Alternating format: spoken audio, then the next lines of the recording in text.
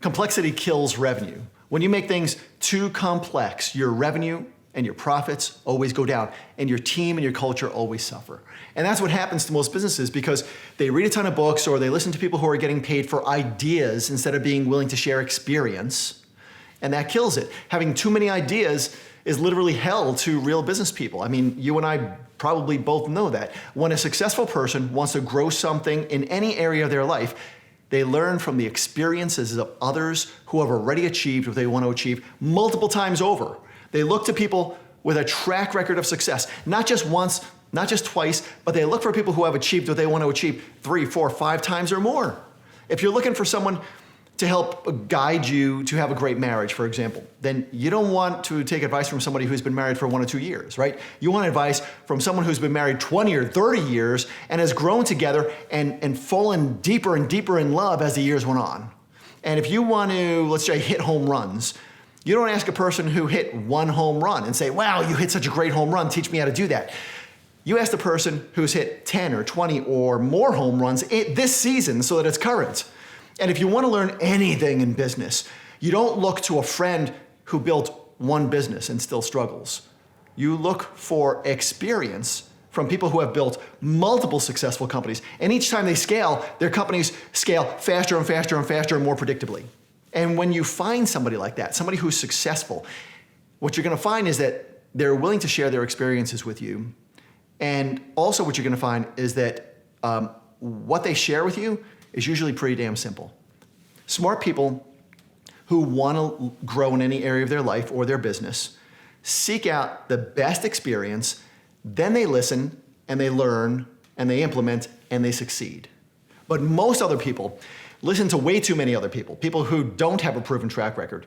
And then they create this complicated plan and they get discouraged when that plan fails. And if any of this feels like personal to you, like you've done this before, then you should listen up a little bit, because if I've learned anything in business, it's that complexity kills everything. It kills momentum, it kills culture, it kills motivation, it kills revenue, and most of all, it kills clarity, which might be the reason why everything else dies when things get too complex. Because people begin focusing on following this convoluted system instead of going from point A to point B in the fastest, most succinct way possible.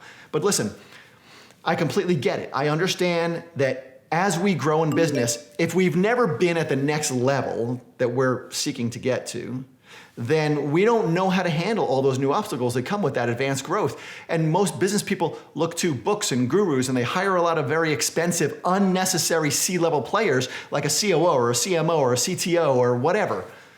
And the challenge with that is that most of those resources are driven by people who want to look smart. So they come into a business and they try to make things look more complicated than they are. Or maybe instead of doing that, they change systems that are already working in your business just to make them fit their template, which never accelerates the growth in any organization, because as the owner, you as the owner and your existing team already have a way of doing things that's already gotten you from where you were to where you are right now, and things that are working. And going to the next level does not require that you stop doing what's working. It almost always just requires that you add 1, maybe 2 simple systems, or 1, maybe 2 people onto your org chart to manage the next stage of growth. Let me give you an example of this. And this example is going to show you how complexity could pretty much kill everything, but keeping things simple can drastically accelerate your growth. Let's say that you're currently bringing in, $2 million, and you've been stuck there for years, but your goal is to get to $5 or $10 or $12 million over the next 12 to 24 months. So you start reading a book that tells you, you know what? You should start running very, very structured meetings with your team and holding them accountable to specific metrics. And when you read that book, your eyes light up and you're like, oh, finally, I found the solution. So you begin running those meetings. But since your team has never been held accountable to those metrics or to showing up for daily meetings, they get distracted. They get resentful, right? Their productivity goes down.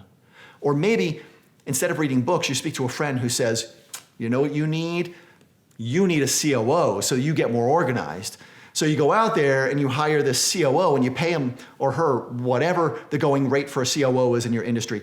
And he or she comes in and begins to reorganize your team and your processes and your vendors. And for a month or so, you feel like this weight's been lifted off your shoulders. But then some of your key team members quit. And although your revenue might be increasing marginally, it doesn't make up for the expense of hiring that C-level player.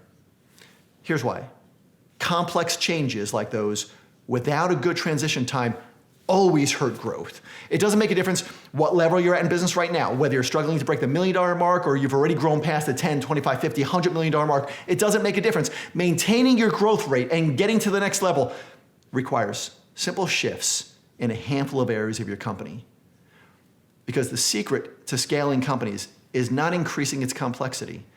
The secret to scaling companies is every business needs simple ways to analyze the performance of each department. Heck, even if you're a one-person show, it's exactly the same. There's at least a dozen or so departments inside of your business that you are managing, and you need to be able to analyze the performance of each one of those departments, because the company that understands how to analyze each department always can see clearly the simple shifts that need to occur in order to maintain growth in the entire company.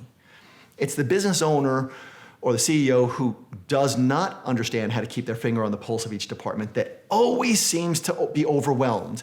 And they're looking for some kind of freaking secret weapon to help them have their, their next stage of growth.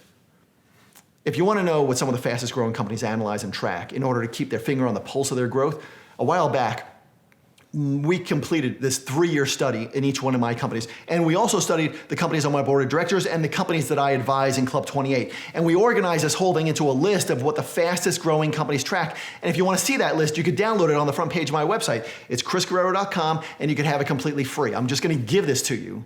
Just check out the website, and as of the filming this video, I know it's still there because I just saw it this morning. It's right on the homepage, and it'll give you deep insight into what the fastest growing companies track. And what you're going to notice is that it's not only very detailed, but there's nothing complex on it. Because complexity kills clarity. And tools like this give you back your clarity in a simple way so that you can stay focused on what really drives growth in your business too.